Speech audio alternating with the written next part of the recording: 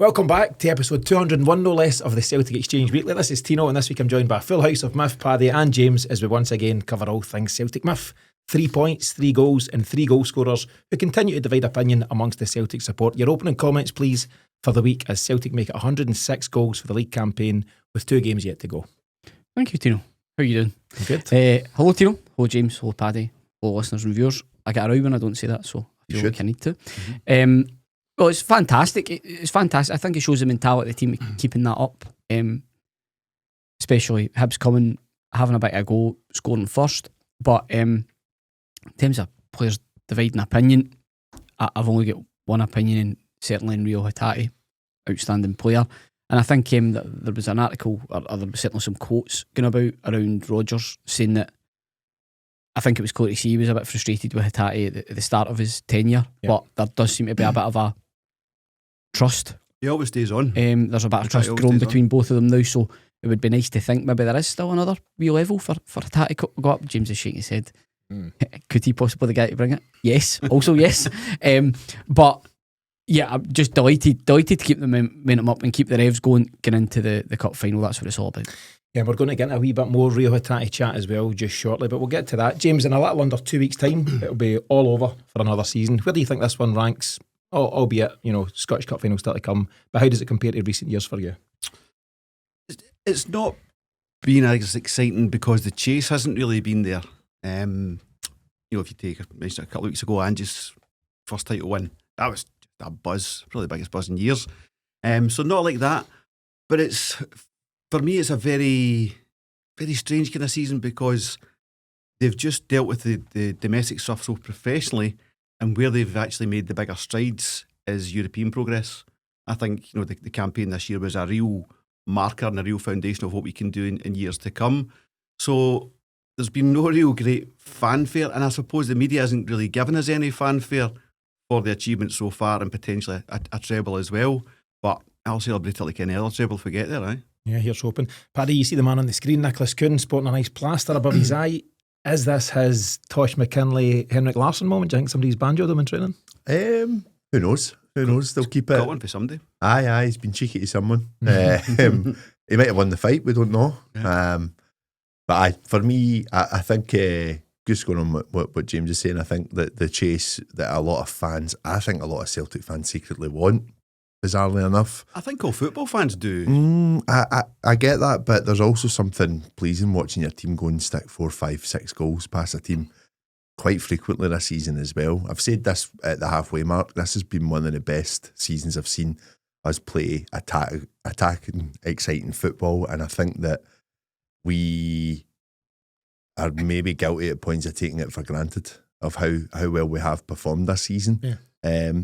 Has the foot come off the gas a bit in the final third? Maybe a little bit, aye. But we're looking in really, really good form just now, running into the end. Yeah, and we'll get to some of that exciting attacking football in a bit in terms of Celtic chasing down some records. They're obviously banging in the goals. I mentioned there at Mif, 106 goals league-wise so far and still a wee bit to go. Big moment on Saturday though, Paddy, for Sean McArdle, coming in late in the game to make his Celtic debut, 17 years of age, massive moment for him.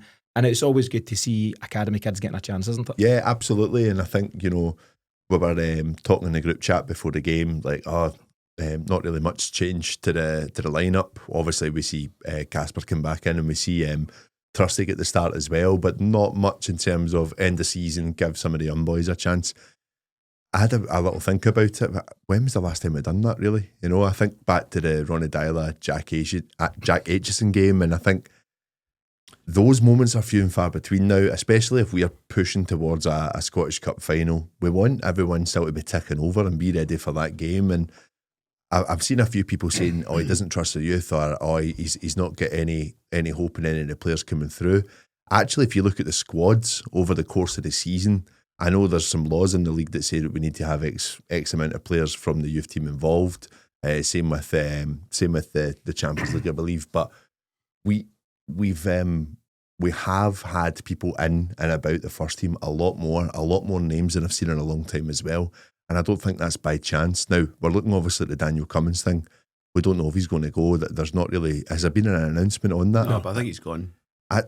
We don't know. Millwall, is it? Say again? Is it Millwall? West Ham, sorry. but we don't know until he actually leaves.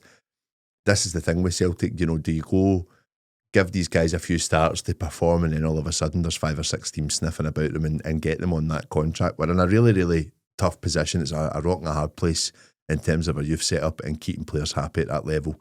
But also, I just think that we're in a very good place with our squad. We know that we need to increase our squad. We also know that there's players that Rodgers has not seen enough of in the squad, the first team squad that he's got at the moment, that he wants to see, right, what are you giving me at the end of the season as well? And for me, that's a little bit more important just now.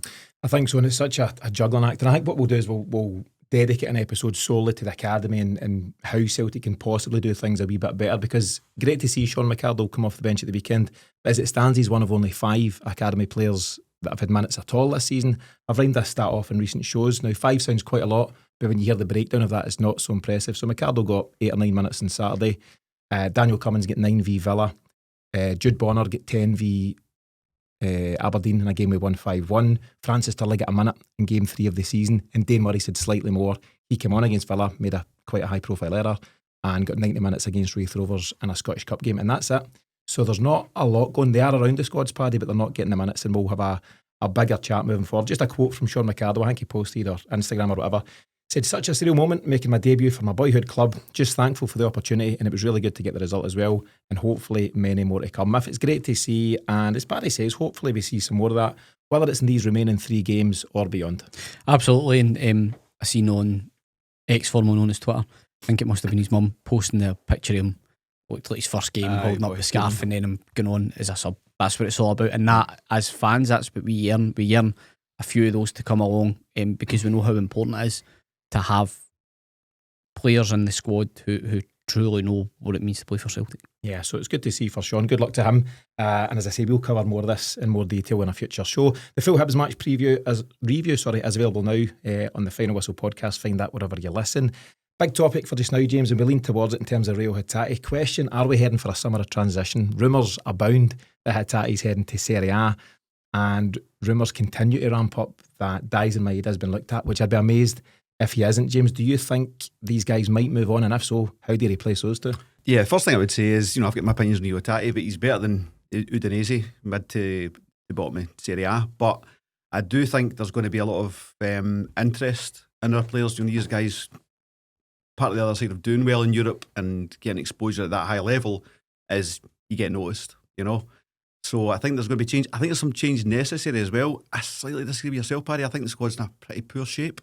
I think there's an awful lot of work needed, both in terms of the first team and the gaps from the first team to those challenging the first team.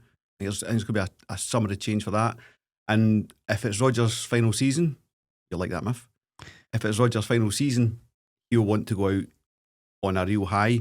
So part of that will be keeping as much a core as you can, but also looking to really spend and put some real quality in this squad to take us that step further in Europe. Rodgers was talking before the Hibs game, I think it was Friday, and he said, if nobody leaves, I'm looking at bringing 3 players in, but we expect offers. That's just the way it goes. And I think there will be offers for Hatate and Maeda, which in theory could lead you to needing 5 new players.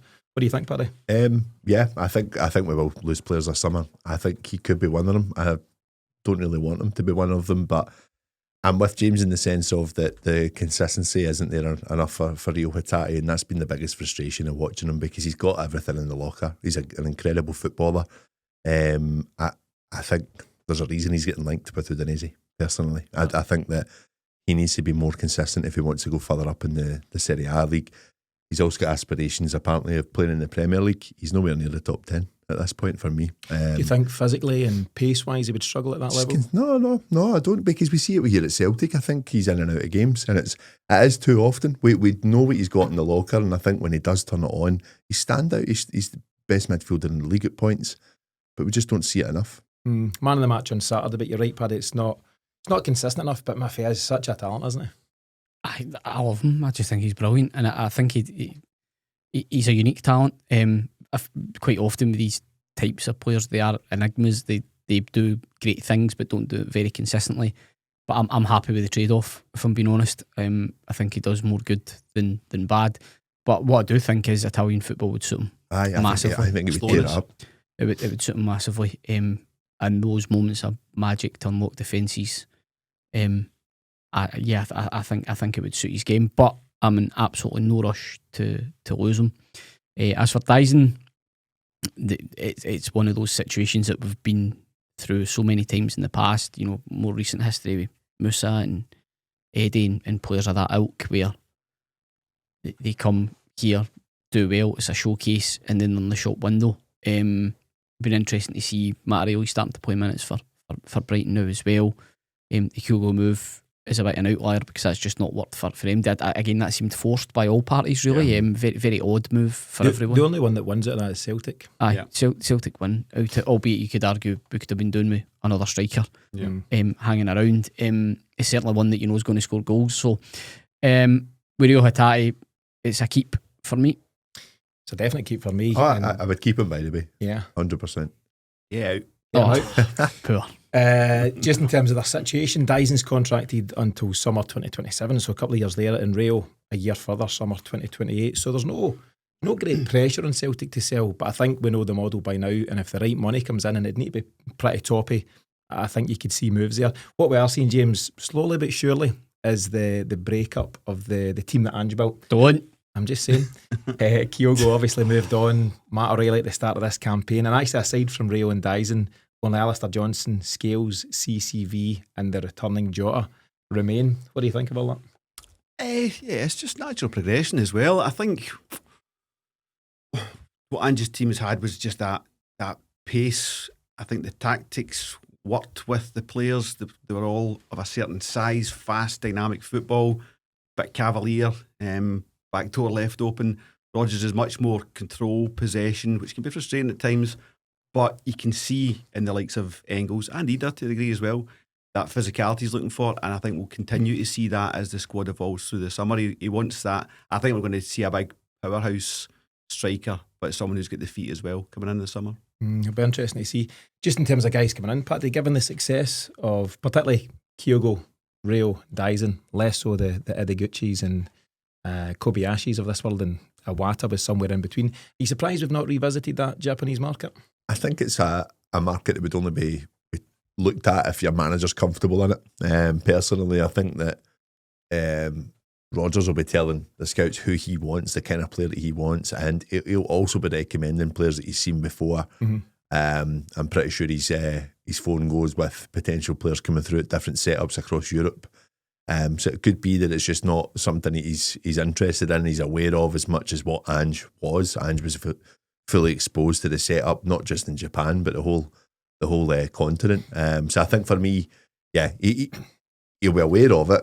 Celtic will 100% be looking at more players in that area, but you know, is the risk there, or is the risk taking someone from around mainland Europe instead? I think part of it was it Trimble, Ange's agent, was our route to those players, and I'm not sure if we're talking to him after he worked Ange's ticket. I just hope he's not get any roaming charges, because they techs are got to get fired out in the villa in Yorkshire.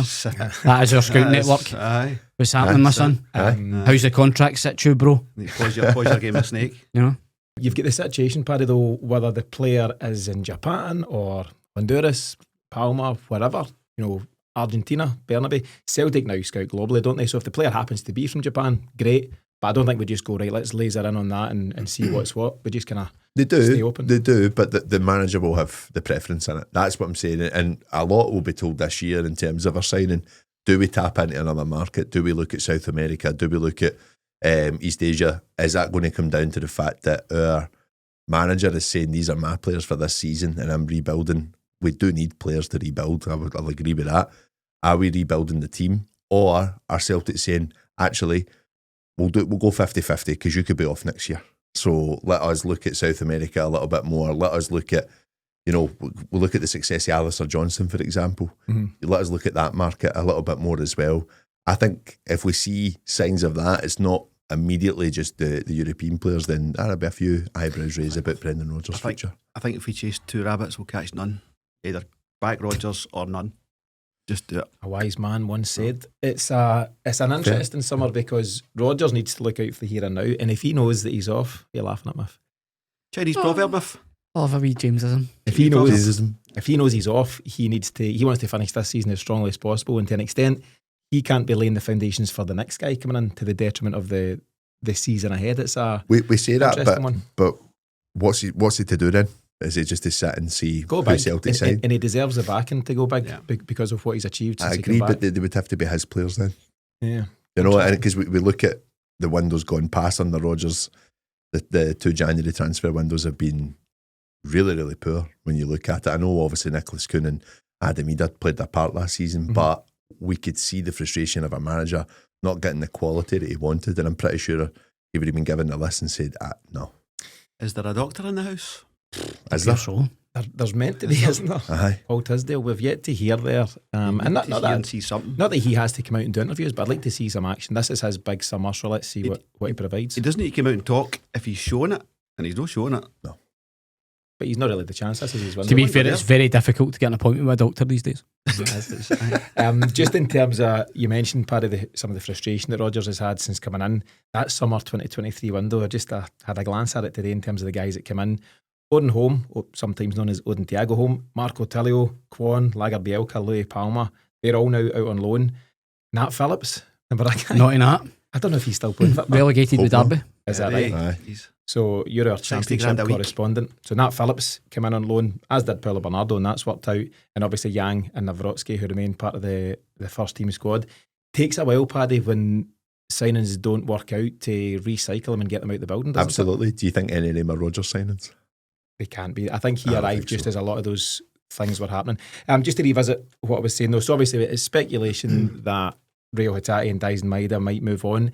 Anyone else, Miff, that you're concerned about moving on? Nicholas Kuhn, CCV, anyone else? Greg Taylor, obviously talks ongoing. I think Kuhn's the obvious one, just because of that dip in form, then his wee snipe back at the fans and all that type of thing.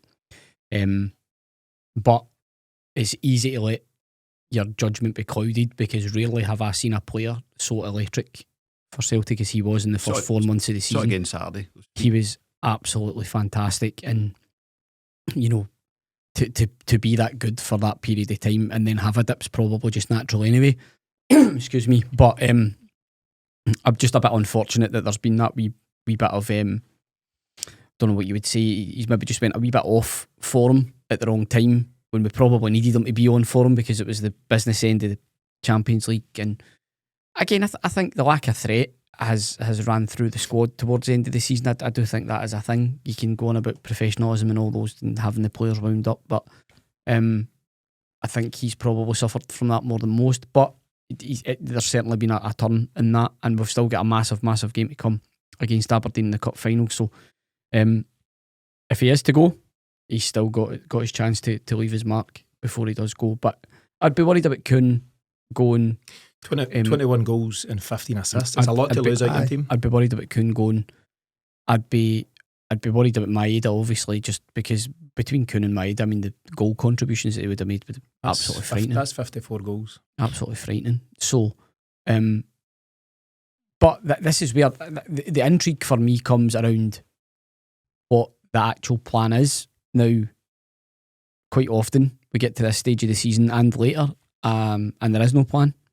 That's the worry for me. You go, surely. I mean, how often have we sat here? Every season. And also the fact that the excuse not to go big is already there in the uncertainty with the manager. All right, yeah. You know, in that sense, because they're saying, right, well, if we don't know you're going to be here, we don't want to spend too much. And then I know I know that. Right. I'm just very, very aware of the track record of the board and how we operate. So that's my worry, is that we end up with a wee bit of movement, but not much, and then end up losing a big player right at the end. That to me, that would be a classic Celtic transfer window. That is the move, isn't it? Aye. That's the move. James, could that player be CCV? Just about to finish 4 full seasons at Celtic. Overall, he's been outstanding, a real steady Eddie. He's missed some games with injuries, some big games as well into the bargain Champions League fixtures in particular, but could it be the right time for him to move on? In his head, at least. A huge favourite of mine. Great player, great attitude. But, 4 years, you could see him going, time to try something new. He's fairly steady now after his injuries, but I wonder, medicals, all that kind of stuff, if he can pass one, does he think, well, better do it now than I take a knock and I don't pass one next year or January, whatever it may be. So you can see players starting, how the motivations would be there for a player to maybe want to kind of broaden his horizons. Absolute disaster show if he does go, because I think we need to sign 4 centre halves in. Do you know, it's become really apparent that we are struggling there. Some folks will have said we've been struggling all season, but the fact that Liam Scales is now back in, Trusty was only in by default at the weekend. Nawrocki, we know, is a goner. It's just a matter of time. Stephen Welsh is out on loan. Dane Murray, TBC in terms of what he does. Paddy, it's an area of concern, isn't it? It has been for 3 seasons. 3? We've not dealt with it. Yeah. Aye. And I think it was the right time for Starfelt to go. Same, I think there was same. improvement available there. There but was never did no real challenge for Starfelt or Cameron and Carter Vickers as well, James. And I think that for me, if we were to kind of scratch the full thing and go again this summer, I could kind of understand it. I look at Cameron and Carter Vickers, one of the best centre halves I've seen at Celtic. How many big games have we not had them for? I know. That's the thing for me, and this is we're paying this guy big wages to still stay with Celtic, and I think obviously the injury that he had before he signed that contract, he probably would have been off that summer. I think so. I think he would have been when gone. he was at the peak of his powers. Yeah. Aye, and I think a real boost for him, a real boost for the fans that we could keep someone like him. He's not been attracted elsewhere, and I think the truth of it is that no team was going to really touch him until they see how he get back on his feet, and it's not been great for him. It really hasn't. No. I wish him all the best, but from such a big injury in the knee, that's when it leads on to all those small minor injuries that he's picked up, and we're all saying, "No, it's not the same." Actually, it's all linked. It's having that effect on him. So turns out we've got a doctor of our own in the house. Well, somebody that knows football, Tino.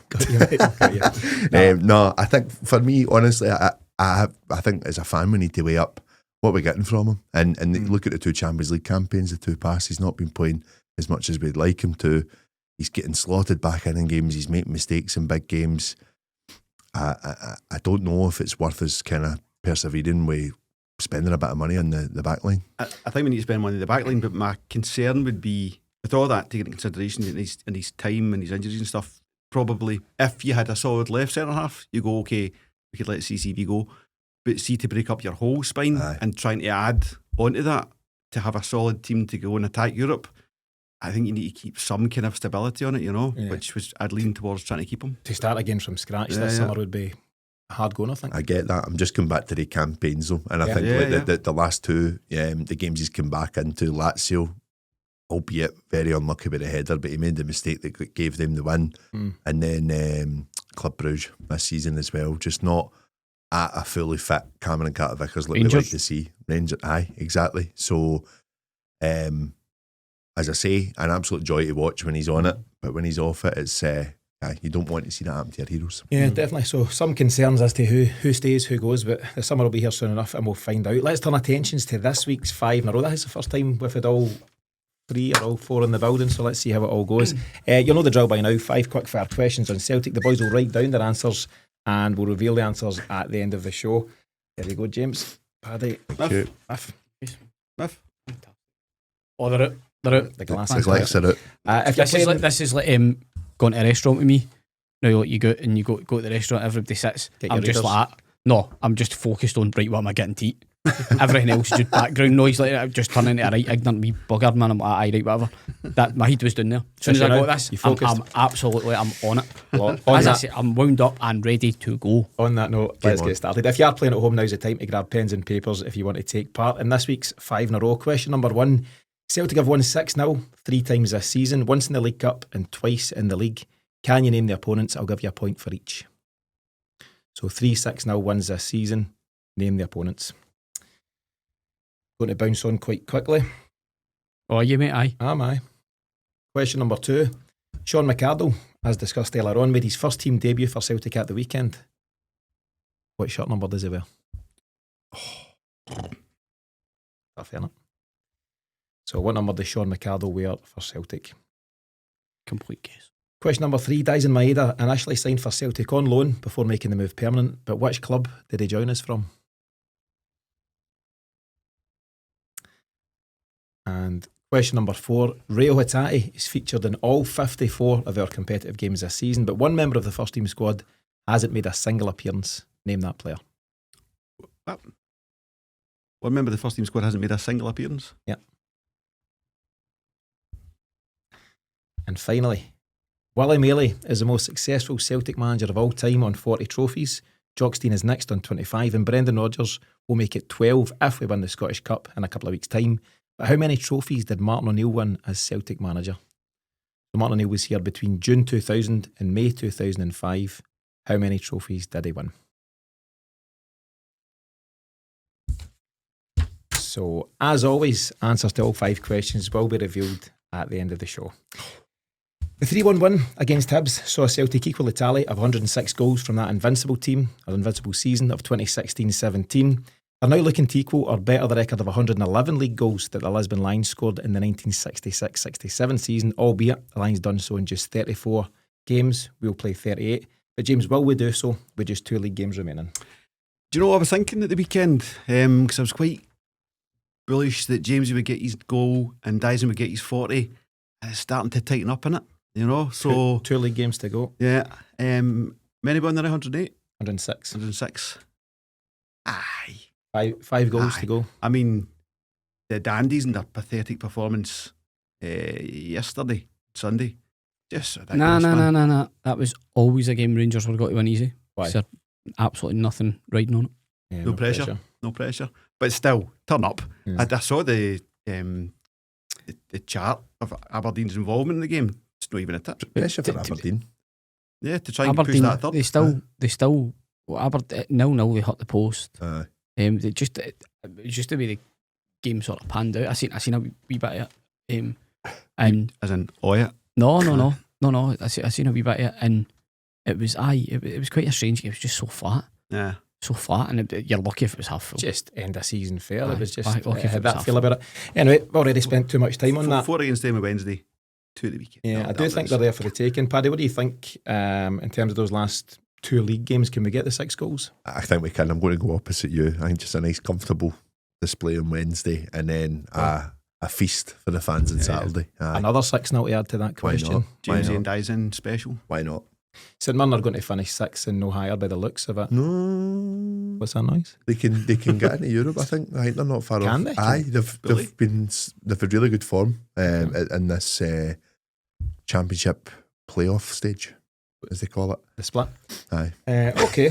If Tony Ralston was speaking after the game, I thought he had a decent game at the weekend, and he was talking about these small targets, these money targets and records that have been set by the manager. Some that they've spoken about, some I think are getting kept in-house, whatever they may be.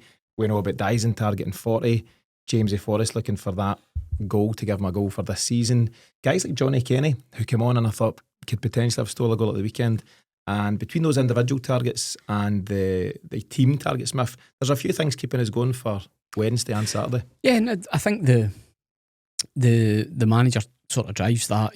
The ethos of the team is very much one of continual improvement. That's what he's always seeking from his players, even in training sessions. You know, that's his mantra. I just don't think he would really accept. You saw how thunderous his response was to the St Johnstone result, and I think there's really kind of been a bit of a line drawn since that. I suppose the Rangers game was a bit of an odd game, and I felt we didn't really go all out to win that when we could have done. That was just I felt we just controlled it rather than going all out to win it. That was how I felt when I was watching it. But putting that to the side, there's just been a real relentless nature to what we're doing, and I take Paddy's point there is that the football in general has been really, really good to watch. Mm-hmm. So it doesn't surprise me that internally they've got those small targets set out, because they're just finding ways to continually motivate themselves. But I also think a huge part in that has been maybe there was that period of time coasting a wee bit and the manager's absolutely drawn a line. Yeah, and I don't think you score 106 goals and counting if it's been a turgid season. There's no doubt they're driven to hit the back of the net. Paddy, how important do you feel it is for the manager, I suppose, to set these targets, given that the league title's now been wrapped up for a number of weeks? Well, you know, he's a motivator in that sense, because you've got to kind of look at the guys, as I was mentioning earlier on, those players that are probably thinking, this could be it, this could be me away this summer, and what am I doing next? Where am I going next? I need to get myself up to a level that teams are going to be having a look.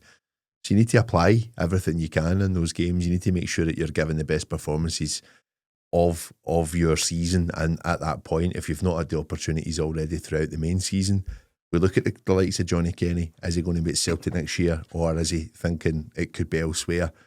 Rodgers is in all of their heads saying, you do not know what's next in football, and especially at a club the size of Celtic. So you've got to give it your all every single week. Yeah. Look at Tony Ralston. Aye. I think he's done himself no harm at all. He's coming in for Johnson. 100%. Ball at the weekend to Coon was an absolute peach. He's a great example, Tony Ralston, of the players around him, and he's a bit of a poster boy for the manager because he doesn't feature every week and he knows he's not going to feature every week, but it looks like his attitude is spot on. Yeah, but it always was, you know. I think it took him a long time to develop into the player he's become, and he's a different kind of player to Alistair Johnson. I think he's got a great cross on him. He's starting to get a bit of an eye for a pass that he maybe hadn't, but the thing he always had is digging determination, and that's what he's shown a lot of players. Who did he absolutely smash at Ibrox? Was it Raskin? Yeah. Fantastic. I think he was offering him outside after the game as well. Fantastic. Yeah. You just know you're getting one a game off him. You're just like, right, who's getting it? Boom. You heard the manager Mif talking about Sean McArdle and the fact that he is now in a prime position to speak to the likes of Callum McGregor and Tony Ralston and James Forrest and the returning KT to tap into the knowledge. How do you make it at Celtic? How do you go from being a guy who features once or twice off the bench to becoming a real proper first team player? And Sean McArdle could do a lot worse than go for a hot chocolate with Tony Ralston. Absolutely. I mean, Ralston, I was actually talking about that one of my friends the other week there, that Ralston's been a guy who has went out on loan to other clubs and it's not quite worked out for him. Queen's Park, Dundee United, St Johnstone. St Johnstone and Dundee United in particular.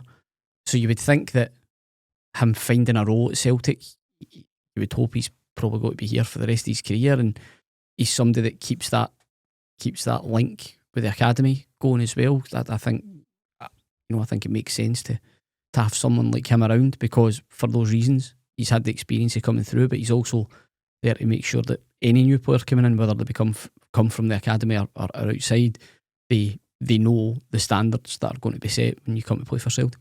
Yeah, I think Greg Taylor fits in this bracket. I'm sure the manager spoke about Greg Taylor, amongst others, like Calmack, like Tony Ralston, being the core of players that welcome newcomers to the dressing room, whether it's young Sean McArdle or any number of players coming from the Far East and beyond, Paddy. It's so important to have these players around that absolutely know what it's all about to play for Celtic. Absolutely.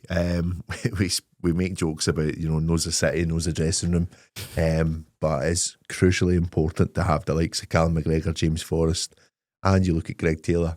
Ralston's one of those players now, 100%. He knows what it's about. He's been about success for his full Celtic career, bar 1 year. And you think about the impact. We speak about those players that come to Celtic in their first season and we're expecting them to do wonders, we're expecting them to get it. They're transitioning, they're learning to live in a different place altogether. They're also learning what it takes to be a winner, and I think that's a massive thing at this club. A serial winner, aye.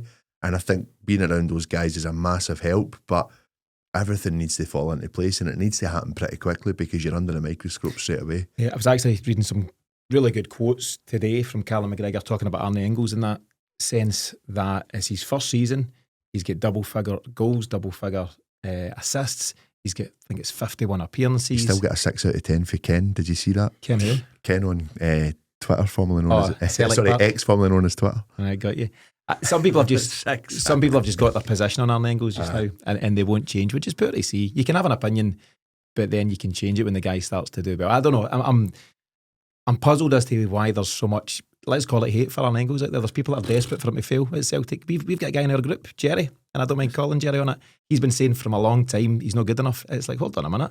Look at his numbers. You also, interesting that Callum McGregor is the one making the quote. Callum McGregor didn't make his Celtic debut till he was 21.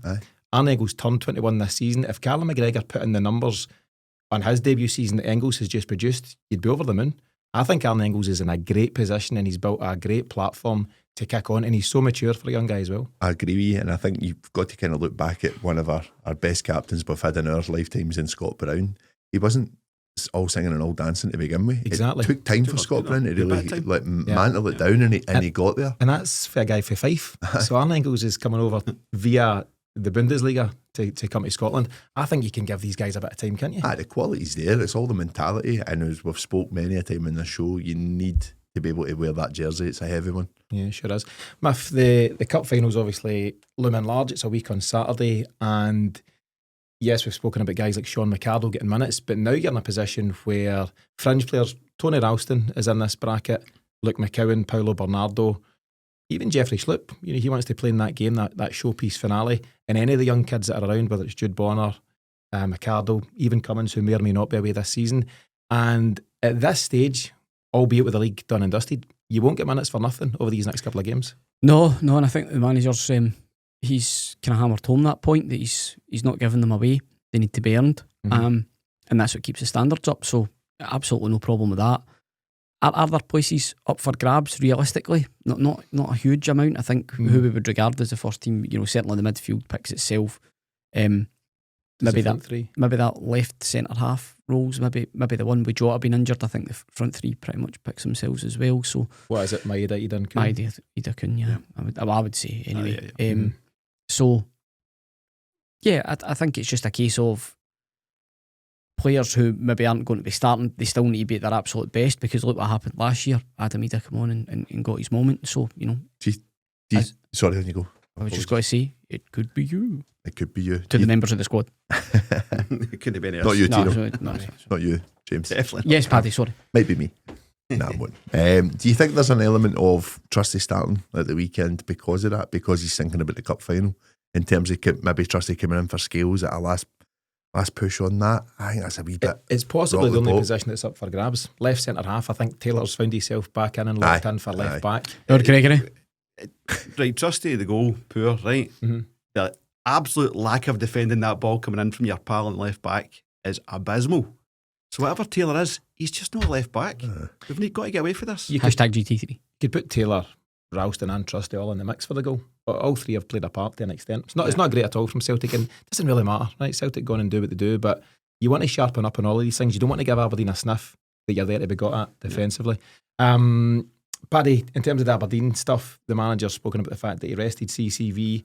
Bit of a bonus to get Kasper Schmeichel back in, albeit we weren't in a huge hurry because Sinisalo had been doing so well. But he has confirmed that Sinisalo will start on Wednesday, which is interesting. Yeah. He's not made his final call, but it sounds a bit for cup final stuff. And the hope would be that. I think so. Yeah, I don't know. As Kasper Schmeichel playing, guys, come on. I think he's keeping them, that competition alive anyway. I think it's respect to Sinisalo for doing his turn when he's come in. He's brought Kasper back to get the minutes up, and he's not playing him 3 games in 1 week. Yeah, there's possibly that. You might well be right. You've got Sinisalo speaking though pre-match, Paddy, on Friday, and I thought he spoke with real maturity. He's 23 years of age. He's only played a handful of games for Celtic. I thought it was funny. So he obviously spoke quite frankly about the missiles and the bottles and everything getting thrown at Ibrox. A lot of folk calling out the club saying, what are you putting that young guy up to speak about that for? That's cowardly.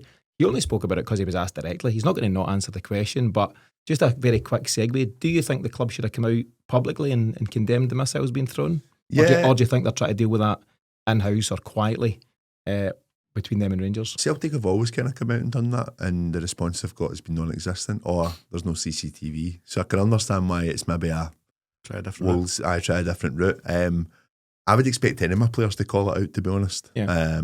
And as I've mentioned, you can see it happens in both sides. It does. It's happening more often in one stadium. No, for me, I think that Sinisalo is absolutely right to answer the question on it. Celtic are absolutely right to deal with it, how they're going to deal with it as well. But the response they've had in recent years about it has been abysmal. Yeah, I'd say so. But James, as I say there, Sinisalo back in for Wednesday.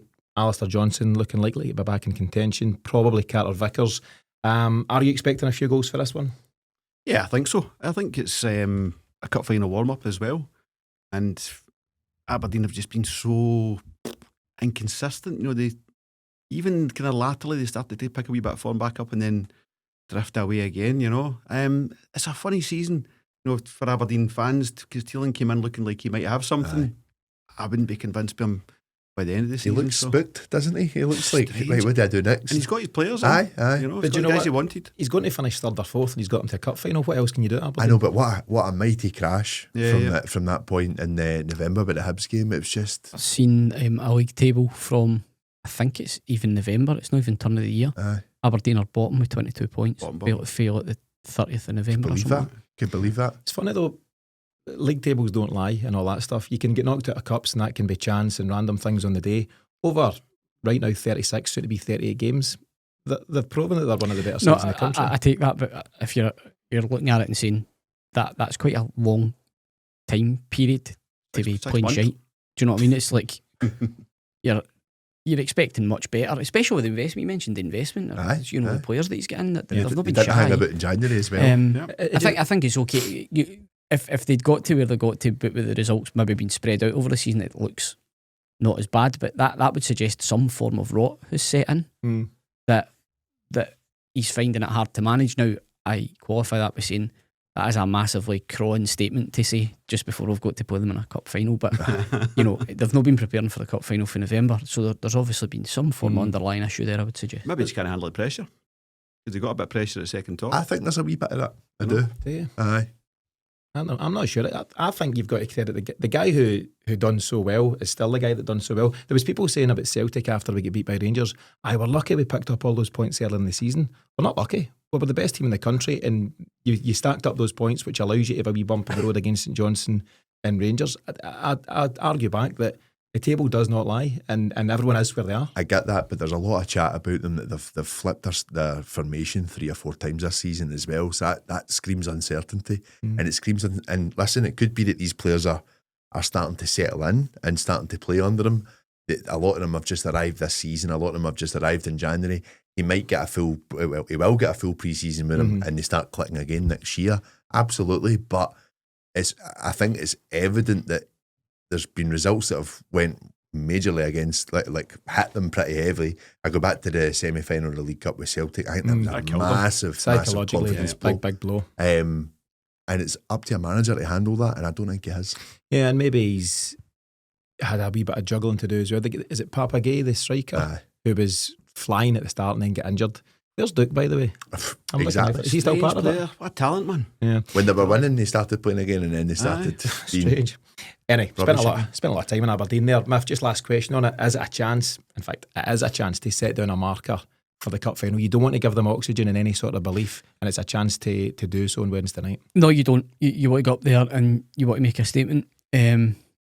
I just think we need to look after ourselves and just keep ourselves going, keep the squad motivated, and keep them absolutely primed for that. It's a one last push to get us to the treble. Quick scoreline predictions for that one on you go, Miff. 2-0 Celtic.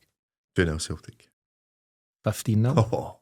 4-0 Celtic. I think we'll be comfortable James with with that. 14. I'll go 3-0. So 2-0, 2-0, 4-0, 3-0. Let's see how it goes. Before we finish up, let's cover the answers to this week's 5 in a row. So grab your notes, lads, and we'll see how you've done. Number 1, Celtic have won 6-0 3 times this season, once in the League Cup and twice in the league. Miff, can you name the opponents? I've went Kelly, Dundee, Aberdeen. Aberdeen in the League Cup is correct. Dundee in the league is correct, but not Kilmarnock. Anyone got the other? I think St Johnstone. That's correct. St Johnstone. So Aberdeen League Cup, St Johnstone League, Dundee League. Point for each. Yes. Number 2, Sean McArdle made his first team debut for Celtic at the weekend. What shirt number does he wear, Miff? What is your best guess for that? 87. Correct, but not really. On you go. 57. 24. that was last week's answer. You're a week behind. Did I get a point for last week? It's number 62. I'd have been amazed if anyone got that. Daisen Maeda initially signed for Celtic on loan before making the move permanent. But which club did he join us from, Paddy? Yokohama Marinos.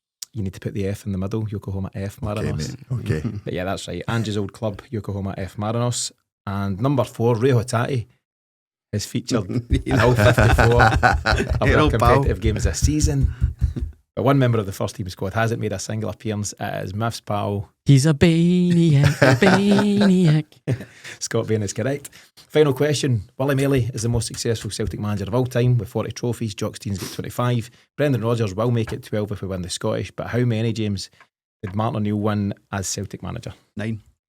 Nope, not far. 7. 7's correct. I said 8. Yep. 3 Scottish Cup, 3 leagues and 1 Scottish Cup between June 2000 and May 2005. So as always, we'll post the questions on the socials and let us know how you got on at home. Paddy, we spoke a lot about... Hang on a Hold minute. on a minute. I got one wrong. Oh, sorry. What's your final scores? 6 out of 7. 6 out of 7. I get 4 out of 6. Right. Some maths required. Miff, what did you get? 3. 3. I thought you were a resident The 3 quizzer. pointers and then the 4 others. 3 Yeah. plus 4. 3 Close for number windows 1 again. and then 4 for the rest. All right. Carry on. Okay. Moving As you forward, Paddy, we've obviously covered various bits and bobs there, including lots of chat from the weekend, and we've looked forward to Aberdeen on Wednesday. But of course, it's Trophy Day, big game of the season at Celtic Park, lunchtime kick-off on Saturday. How much are you looking forward to that one? I'm not making it. I'm working. Cool. No, I can't wait. You should have steered me elsewhere. Give us a No, heads up. I think another one at Celtic Park, absolutely brilliant. It'll be a good one. It'll be a good end of the season. As I say, it's been one of my favourites for the football we've played, and I think that it's a nice way to celebrate just in the lead up to the Scottish Cup final the following week. Hopefully a nice sunny day. I hope so. Miff, are you getting the boys along, and how much Yes. do they look forward to that kind of thing? Oh, that's what it's all about. That's why we do it. That's why we go. And the forecast is Scorchio. So It's looking good. Pins Aye. it. aye, Taps aye. off for the Miff. I'll be taps off. Aye. No, I'm immensely looking forward to it, and it feels a bit strange because you're going and celebrating the title as you should, but with the kind of treble, the potential of a treble sitting in the horizon, it's just almost like, Tempering it a wee you know, bit. you're kind of focused on that more so. I would say that's kind of how I feel, but not to take away from, you know, what is a really outstanding record that the team has, the manager has in recent years. It really is remarkable the times we're living in, and never ever will I take it for granted. I just won't. The hurt of getting slagged rotten even off Motherwell fans at school. When I was at school, they were a better team than us. You know, Tommy McCoy and Alex McCushie's Motherwell used to regularly finish above us in the league. So when these days come, it's always handy to dish out your get it right up to those who need I've to got a hear long it. memory. Oh, aye. Do right. Paddy, are you going to add something there? I think going back to Rodgers' first season, I remember getting into this game as well. I don't know why, like a wee bit apprehensive about players getting injured. Yep. The final game of the season before playing Aberdeen in the Was it against Hearts or was it after we beat Hearts? We beat Hearts 5-0. Paddy Roberts scored. I think it was. And I remember just thinking, just take it easy today. And we obviously went on a brilliant performance that day as well. But I think I'm with you. I'm just a little bit like it's the calm before the storm in that sense. And I think, bring it on. James, you'll have seen some of the chat about the street party or the suggested street party. I think North Cup Celtic. Which one? There's two you can go to. Is it? There's one of a rather orange hue, and there's one of a green and white hue. Take your pick and pick carefully. So North Cup Celtic have announced that there will be a party at the Trongate for anyone who wants to attend. Question is, should Glasgow City Council be doing more to accommodate fans that want to celebrate such an occasion? It's a stingy thistle to grasp. So if they go and put something on, at Glasgow Green, for example, and there's mayhem or whatever, it's on them. If they do nothing, it's kind of on us as such and our own reputation. The bars also might be going, we don't want something in the park. We want to moan about it, but we want to take the money for it. So I don't know. They've done the classic Glasgow City Council, and it's like, let's do nothing. Yeah. So Aye. no, I think you should do it. I think it's, for me, it's ran its course a wee bit. Aye.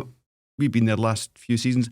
I'm not going to be there on Saturday. I think we try somewhere a bit more, On the periphery. bit more in line with my age. I think, Bowling club. I'm actually going to the bowling club.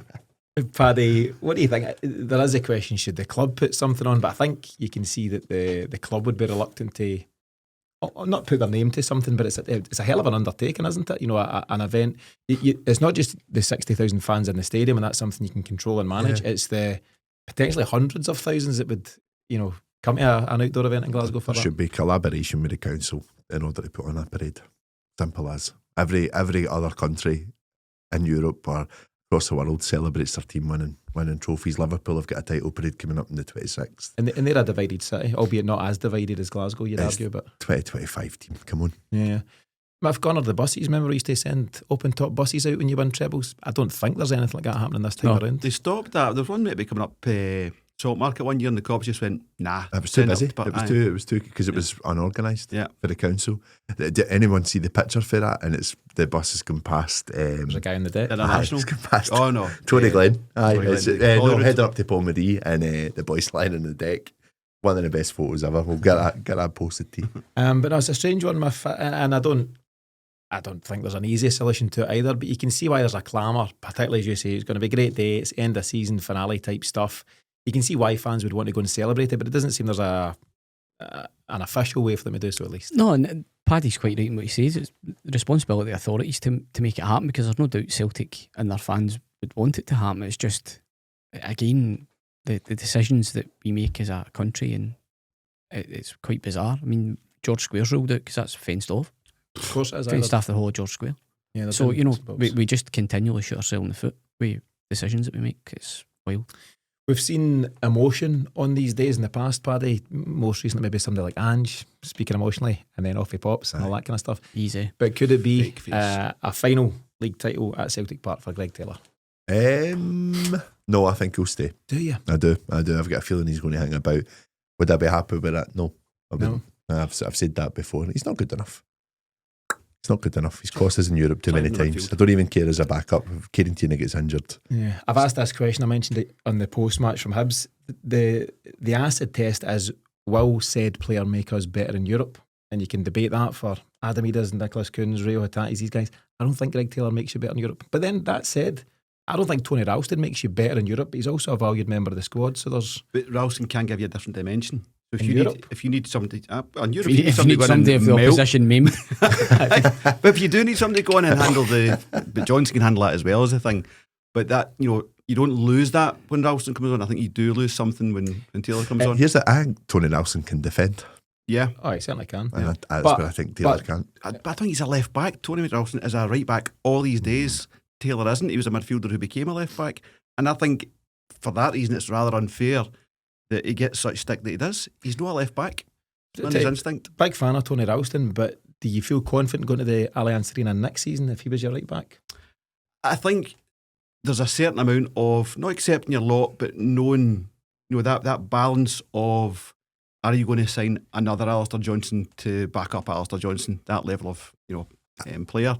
I think Ralston is as close as we can get to that without really losing the quality level. I'd say I'd feel more confident that Johnson's predominantly fit as well, and he's going to make those games. And I know it's ifs, but I generally think that over the course of the season, I mean, we've not seen an awful lot of Ralston this year. Johnson's been predominantly fit for the majority. And you'd say that the right back solution right now, Johnson with Ralston backing him up, we're fairly comfortable there. There's bigger fish to fry, absolutely. James, your final comments for the week. I've actually got a question for the listeners and the viewers out there. I was in Limerick for the weekend catching our cousin, Cian Murphy, who's over for the game on Saturday. I was in the No CSC in Limerick pub, so I get sent to Brendan O'Brien's, nothing on there. Get sent to Flannery's, nothing on there. So if you know where a Celtic fan should be watching the games in Limerick, let us know in the comments. Are you going to be going back to Limerick to view it? I'll get back to you on that. Okay. So if anyone out there knows the Limerick CSC, there's Celtic Bars. Did you try Celtic Bars as a website? That's where we get Brendan O'Brien's, yeah. Okay. So is that your final comment for the week? You've used it up as a question? Yeah, that's okay. Fair enough. Paddy, your own final thoughts? Good luck in the bar hunt for Limerick. I just looking forward to Saturday, and I'm just hoping we go and put on a good performance. And I think that looking forward to your work on Saturday. No, looking forward to Celtic lifting another trophy on Saturday. And then our work will be after. We're getting a bit tense in it. Tino's been spiky. He has. For the minute we come in. Set the mark. Listeners, you don't always see this, but it's pretty tough in here. I've been learning for Spiky Brendan. Spiky Brendan, in fact. It's a sweatshop in the studio. That is one in here. We all got a wee bit cranky. But yeah, big game to look forward to, Paddy. It really is. Another trophy at Celtic Park, and I think just a good feel-good factor for us going into the cup final next week. Potentially another treble, and we do take these moments for granted. We've been so successful over the years, and I think that we do need to take stock and realise how important this generation has been for us as fans. And Trophy Day is always a special day, and I think we could be saying goodbye to some players at Celtic Park as well. The body language experts will be out. I'm pretty sure for that, but I'm just hoping a good performance and no injuries. Yeah, and it's important these players get the recognition they deserve after their efforts across the campaign. My final word goes to you. Yeah, well, the body language experts have had to leave every season, so this might be the season they're finally right. A wise man once said, celebrate every one like it's your last. Yes, and it's true. It might very well have been. The man I know who says it the most is a listener to the show and a good friend of mine, Brian McFarlane, the whole buffer. But to me, that just always rings true. It just always sticks in my head. And on Saturday I will be celebrating. So well done, Celtic. Yes. Keep it up. One for all of us to enjoy. And that's all for now on this latest episode of the Celtic Exchange Weekly. Thanks to the boys for joining me, and thanks to you for tuning in. If you're enjoying what we do, be sure to share this episode with your Celtic supporting pals. And remember, we'll be back later in the week with pre and post match shows for those final 2 league games against Aberdeen and St Mirren. And we'll see you then for more podcasts, more reaction and more Celtic right here on the Celtic Exchange. Have a brilliant week. We'll see you soon.